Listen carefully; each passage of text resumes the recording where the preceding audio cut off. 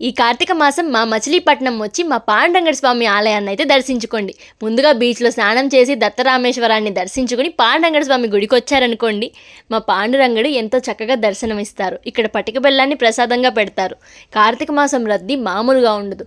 So మీ వస్తువులు అవి జాగ్రత్తగా చూసుకుని ఇక్కడ చాలా స్టాల్స్ అవి పెడతారు. ఫుడ్ ఐటమ్స్ కూడా కొత్త కొత్తవి లభిస్తాయి. ఇక్కడ కొలను కూడా ఉంది. చక్కగా కొలంలో చూడొచ్చు. తర్వాత పక్కనే నొయ్యి ఉంటుంది. ఆ నూతిలో తాబేళ్లు కూడా ఉంటాయి. సో ఇక్కడ చాలా బాగుంటుంది. చూడడానికి కూడా చక్కగా ఉంటుంది. మనసుకి ఆహ్లాదకరంగా కూడా ఉంటుంది. సో ఈ కార్తీక మాసం దర్శించుకోవాలనుకుంటే ఇక్కడ శివుడి గుడి కూడా ఈ పాండురంగడి స్వామి గుడి లోపలే ఉంటుంది. ఈ ఊర్లో మాత్రం లైట్లతో నింపేస్తారు. గుడి అయితే చెప్పక్కర్లేదు, వెలిగిపోతుంటుంది. అంత బాగా డెకరేషన్ జరుగుద్ది. దాంతోపాటు రద్దీ కూడా ఎక్కువే ఉంటుంది.